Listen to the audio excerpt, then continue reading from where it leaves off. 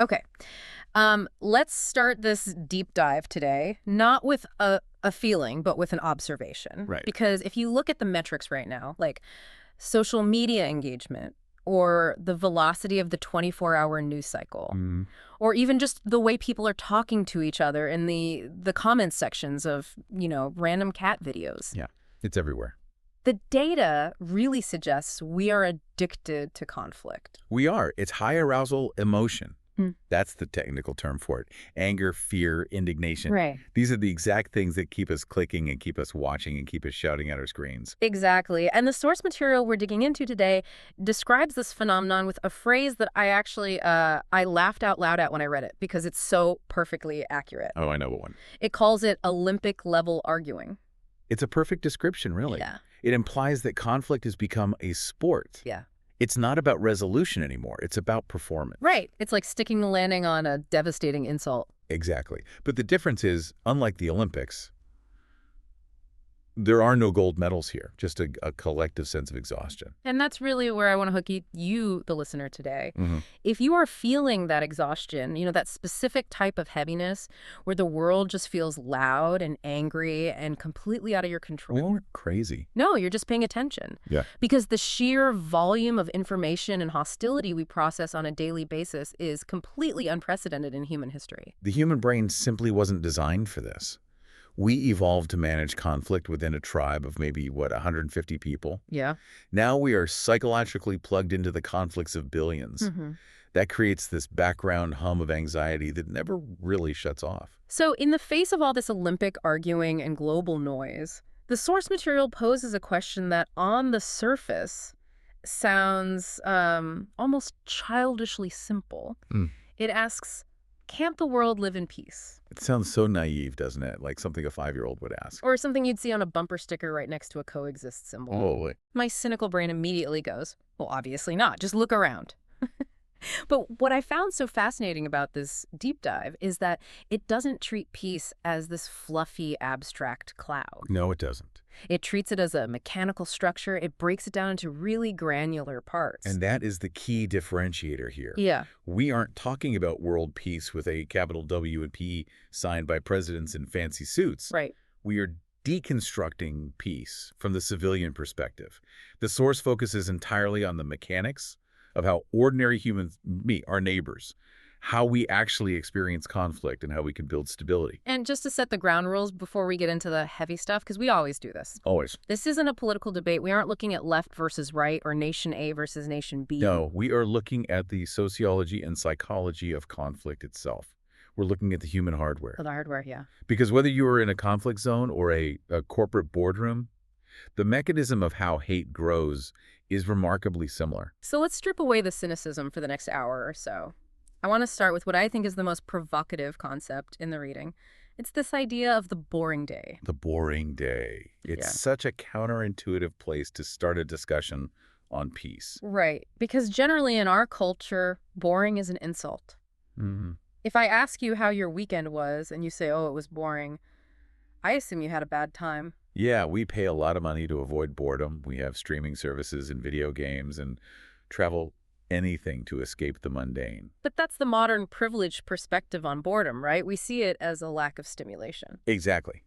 But the source argues that we need to completely reframe this. We need to look at boredom through the lens of survival. Okay, explain that. How is boredom a survival mechanism? Think about what is actually required for you to be bored. Truly bored. Okay. To sit on your couch, maybe stare at the ceiling, or complain that there's nothing good to eat in the fridge. Yeah, I've been there. For that state to exist, a massive amount of infrastructure must be working perfectly in the background. Oh, wow. You are not in immediate physical danger. You are not starving. You are not fleeing your home. Your central nervous system is regulated enough to actually be understimulated. So boredom is actually the sound of safety. Precisely. In a conflict zone, and the source material draws really heavily from the perspectives of civilians living in unstable regions, the concept of boredom is the ultimate luxury. The ultimate luxury. It's the highest attainable status. Because in those environments, you are never bored. You are hypervigilant. You are planning survival. The source mentions that civilians in these zones don't wake up thinking about geopolitical strategy or ideological victories. No, they don't. They wake up thinking about logistics, like, is the road safe? Is there bread? Will my kids come home from school? That's the difference between existential boredom and safety boredom. When you strip away the safety, you realize that the predictability of a boring day is what allows for human dignity. Because you can't build anything without it. Right. If you can't predict that you'll be alive at dinner time, you cannot build a life. You are just surviving. Peace in this definition isn't just the absence of war. It is the presence of predictability. It's the ability to plan next week. Yes. The ability to say, next Tuesday, I'll get a haircut. Wow. That statement requires a peaceful society. It requires a level of stability that millions of people simply don't have. That really hits home. I was stuck in traffic the other day, just brutal gridlock, and I was fuming. I was sitting there stewing in my own annoyance. Of course. But looking at it through this lens, that traffic jam is a marvel of stability. It really is. Everyone in that jam is following laws, generally speaking. The roads are paved and maintained. You have a car. You are annoyed, yes, but you aren't terrified. Right, I'm not standing the overpass for snipers. Exactly. You are just bored and irritated. That irritation is a privilege. So if this boring life is the goal, if everyone universally just wants to be safe enough to complain about traffic or the weather, why is it so hard to achieve? Yeah. Why does the world feel like it's constantly on fire? That is the million-dollar question. And to answer it, we have to look at what psychologists call the locus of control. Okay. We tend to think conflict is something that happens out there, driven by bad actors or evil politicians. But the source argues that conflict is also a biological and psychological state that begins internally. Which brings us to the concept of micropeace. Now, I have to play a devil's advocate here for a second. Go for it. When I read about micropeace, my skepticism radar went off. It sounded a bit like, just ignore the burning world and tend to your garden. I get that. Is this just escapism? Like, are we just burying our heads in the sand? I understand that reaction entirely. It can sound a lot like toxic positivity or minimizing the massive scale of global problems. But let's look at the actual mechanics of what they're suggesting. Okay. The source isn't saying ignore the world. It's saying stabilize your instrument, Your instrument being your brain. your brain, your nervous system. If you are constantly consuming that Olympic level arguing we talked about, if you are doom scrolling for 3 hours a day, your brain is flooded with cortisol. You're just soaking in it. Exactly. You are in a chemically induced state of threat. When you are in that state, you literally cannot think rationally. You become reactive. You become part of the noise. So micropeace is about reclaiming agency then. Exactly. It's about reestablishing an internal locus of control. When the macro world feels chaotic, the brain panics because it feels completely helpless.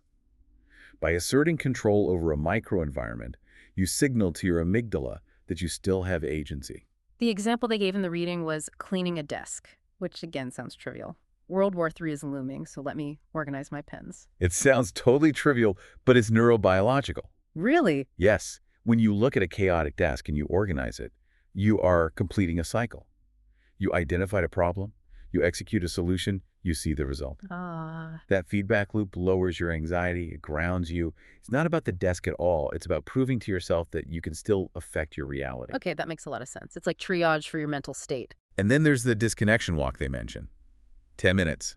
No phone, no podcast, no news. Now that one is harder than cleaning the desk for me. Oh, yeah. Yeah, I feel like if I disconnect, I'll miss something important, like the world will end in those 10 minutes and I won't know about it. That is the addiction talking. Yeah. And that fear, that FOMO, is exactly what the conflict economy feeds on. Wow. But the source argues that you cannot be a peaceful agent in the world if you're constantly burning inside. You have to get cool the reactor core. Cool the reactor core. I like that. A 10-minute walk where you literally just look at trees and the sky resets your perspective. It reminds you that the physical world exists and it's not just the digital one. So we established this baseline. We want the boring day. We use micro habits to keep our heads clear, but we still have to deal with other people. We do. And other people can be difficult. To put it mildly. The source outlines a very specific trajectory for how conflict grows between people. It calls it the ladder of conflict. Right. And I think this is crucial because we often think violence just erupts out of nowhere, like a light switch. But it doesn't. It climbs steps. It never comes out of nowhere. There's always a preamble. Eek. And understanding these steps is the only way to actually interrupt the cycle. Okay, let's walk through them. The first step on the ladder is prejudice. Now, we all know what prejudice is, but I want to dig into why it happens. Is it just that people are inherently mean, or is there something else going on biologically? It's not just meanness, it's cognitive efficiency. Our brains are fundamentally lazy. Lazy brains. Yeah. Evolutionarily, we needed to make very fast decisions about who was safe, meaning our tribe, and who was dangerous, not our tribe. We didn't have time to interview every stranger on the savannah. You'd get eaten while you're asking them their favorite color. Exactly. So the brain creates shortcuts. Stereotypes. Right. Prejudice is literally prejudging. It's judging someone based on a group characteristic, their accent, their passport, their religion, rather than their individual character. It's like a data compression error. That's a great way to put it. You are taking a complex human being and reducing them to a single pixel. The danger, though, is that we often don't even notice we're doing it. It just feels like common sense or intuition. That's the trap. If you don't question that shortcut, it calcifies. It stops being a guess and starts being a fact in your mind, And that leads to the second step. which is intolerance. How is intolerance different from prejudice? Because they sound pretty similar. Prejudice is internal. It's a thought or a bias you hold. Yeah. Intolerance is where it becomes moralized. Moralized. Yes, it's the shift from I don't know those people to those people are wrong. They shouldn't live like that. Their values are a threat to mine. So it's a rejection of their right to just be different. Exactly. It's a rigidity. And in the modern world, media plays a huge role here. Oh, absolutely. If you are in an echo chamber that constantly tells you that Group X is destroying your way of life, your prejudice hardens into intolerance very quickly. You stop seeing them as humans with a different opinion and start seeing them as an existential threat. Which perfectly sets the stage for step 3. Hostility. This is where the action happens. Yes. Yeah. Hostility is open aggression. Yeah. It can be verbal, it can be physical, or it can be digital. The source talks about jokes that aren't jokes. We see this all the time online. Yeah. Someone says something horrific, something deeply dehumanizing, and then immediately goes, whoa, chill out, it's just a joke. That is a classic aggression tactic. It tests the waters. It allows the hostility to exist while maintaining plausible deniability. Right. But the mechanism underneath all hostility is dehumanization. This is the psychological tipping point. Explain dehumanization, because that's a really heavy word. It's the process of stripping away the human status of another person. You stop seeing them as a father or a daughter or someone who loves ice cream. Yeah. You see them as an object, a symbol, or a pest. Once you dehumanize someone, the moral inhibition against hurting them completely disappears. Because they aren't people anymore. Right. We don't feel bad when we crush a mosquito. If you view a group of people as mosquitoes, you won't feel bad about their suffering. That's terrifying. Yeah. Because we see that specific language used a lot, describing people as swarms or animals or aliens. It's intentional. That language is used specifically to facilitate the climb up the ladder. You cannot get a population to accept violence against a group unless you dehumanize them first. Which brings us to our role in this. Because I think a lot of listeners are nodding along thinking, yeah, those bad people out there are dehumanizing others. Right. But the source turns the mirror directly on us. It talks about accelerants and bystanders. This is the uncomfortable part. We are not just observers of this ladder. We are often standing right on the rungs. Let's talk about fueling the fire. The accelerants. Yes. In the age of social media, we have gamified conflict. We had a massive dopamine hit when we win an argument online. Oh, sure. When we post a sarcastic takedown or share a video that confirms our bias without fact-checking it, we are throwing gasoline on the fire. It's that desire for the mic drop moment. We care way more about looking clever or righteous than we do about the actual outcome of the conversation. And that win mentality destroys any chance of peace. If your goal is to dominate or humiliate the other side, you are actively increasing the global temperature of hostility. You become an accelerant. You are an accelerant. Even if you are sitting safely on your sofa in your pajamas, your digital behavior contributes to the atmosphere that makes violence possible. Then there's the other side of the coin, the passive participant, turning a blind eye.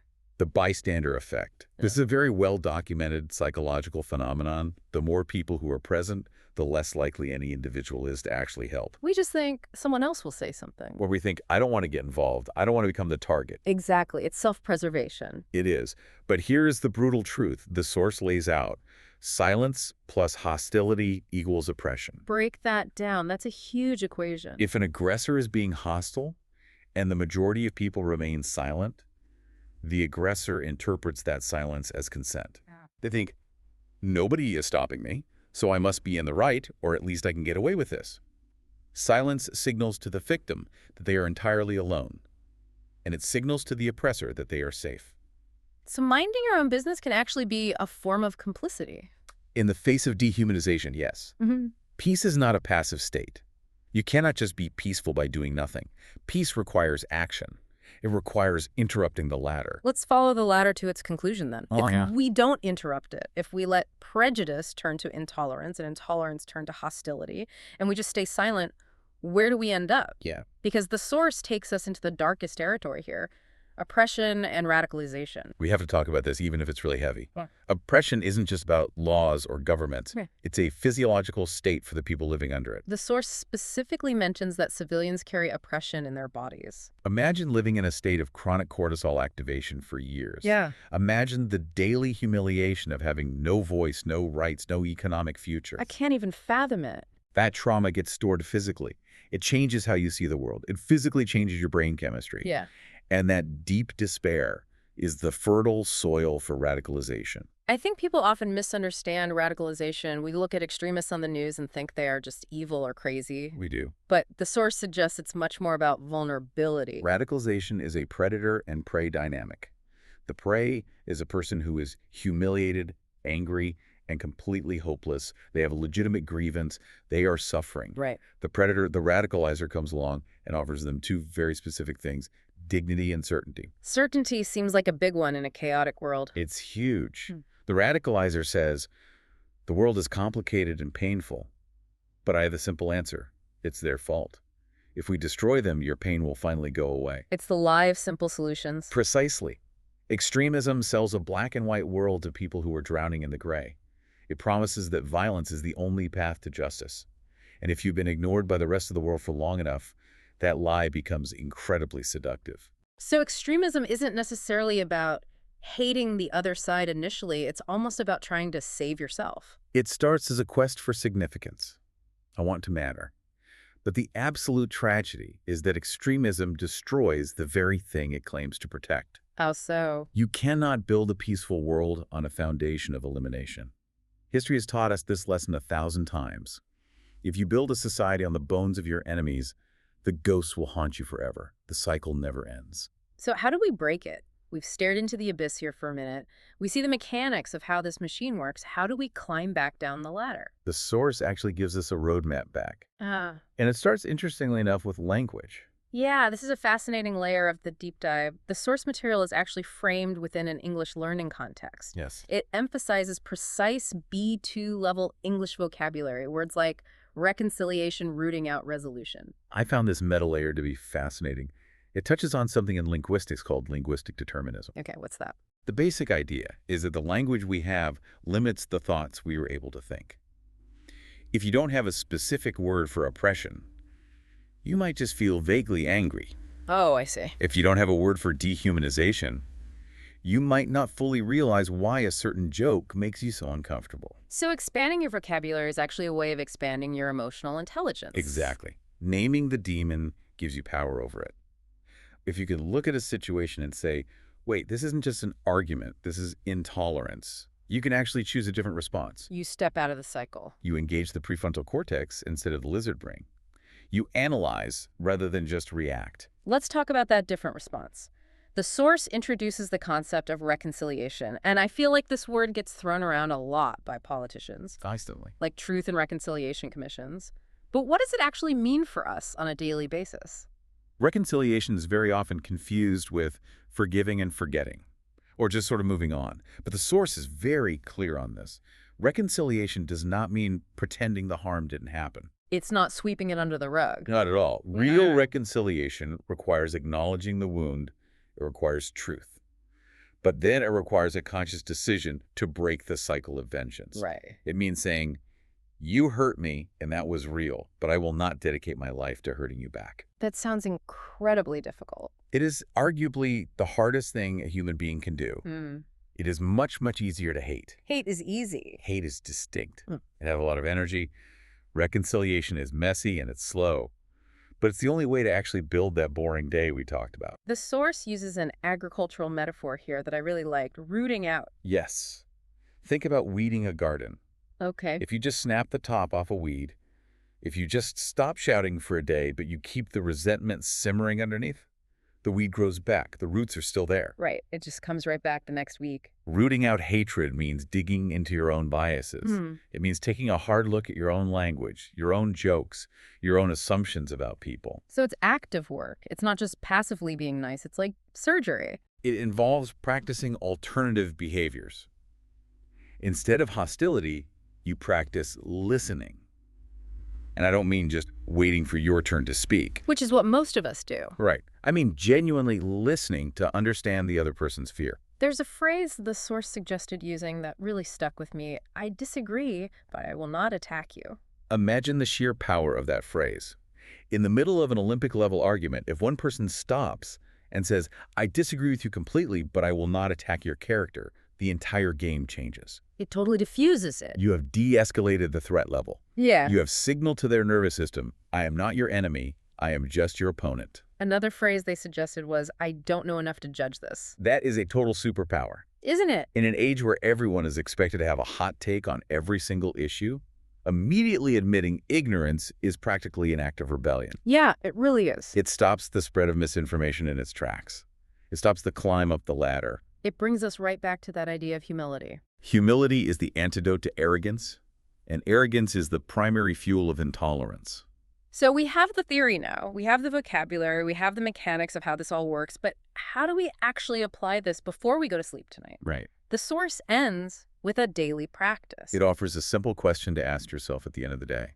And it's not, did I win or was I productive? The question is, did my words today make the world a little softer or a little harder? Soft or harder? I just love the texture of that question. It totally cuts through the politics. You can be right-wing, left-wing, center, whatever. But you fundamentally know the difference between hard and soft. You do. You know, if you added jagged edges to the world today, or if you smooth something out. Did you add to the noise, or did you offer a moment of clarity? Did you just validate someone's anger, or did you actually listen to their underlying pain? And the source is forgiving too, which I appreciate. It says, hey, if the answer is harder, and let's be honest, some days we are just grumpy and tired, and yeah, that's okay. You are human. The goal isn't absolute perfection. The goal is awareness. If you realize you made the world harder today, you can consciously choose to make it softer tomorrow. It's a practice. That is the practice of peace. It's a daily habit, not a final destination. And this leads right into the ripple effect. Yeah. We often feel like our small actions don't matter because the global problems are just so massive. We think I'm just one person. What does it matter if I'm nice to the cashier? But that is the only thing that matters. The world is nothing but a collection of these small interactions. If you practice micro-peace, if you actively refuse to participate in the Olympic ep, arguing if you clean your desk, if you treat the person in traffic with dignity, you are creating a localized pocket of stability. And those pockets of stability can grow. It's what they call civilian power. We aren't generals. We can't sign international treaties. But we can protect the dignity of the people immediately around us. Exactly. Yeah. Every single time you refuse to dehumanize someone, you are casting a vote for peace. Every time you choose not to share a hateful meme, you are voting for a boring day. So as we wrap up this deep dive, I want to circle back to where we started, that feeling of heaviness. Yeah. Hopefully by unpacking the mechanics of it, it feels a little lighter now, or at least a little more manageable for you. Understanding the machine helps us operate it. We aren't helpless. We have real levers we can pull. I want to leave you, the listener, with a final challenge. The next time you find yourself bored, maybe you're waiting in line at the DMV, or your flight is delayed, or you're just sitting on a park bench with nothing to do, I want you to catch yourself. Don't just immediately reach for the phone. Right. Don't rage against the wasted time. Take a breath and reframe that moment. Recognize that boredom is actually the sound of safety. Recognize that you are experiencing the ultimate luxury, a boring day. And maybe just for a second feel a sense of real gratitude for that stability. And beyond that, identify one specific place in your life where you need to root out some negativity this week. Maybe it's a grudge you've been holding on to. Or maybe it's the way you talk to yourself. Pick one weed and pull it. See what happens. Definitely. Did I make the world softer or harder? Ask it tonight. Be honest with the answer. And know that tomorrow is another chance to get it right. Absolutely. Thank you so much for hanging there with us for this one. It was a really deep topic, but a vital one. Keep the conversation going, stay curious, and keep building those boring days. We'll see you in the next deep dive. Take care, everyone.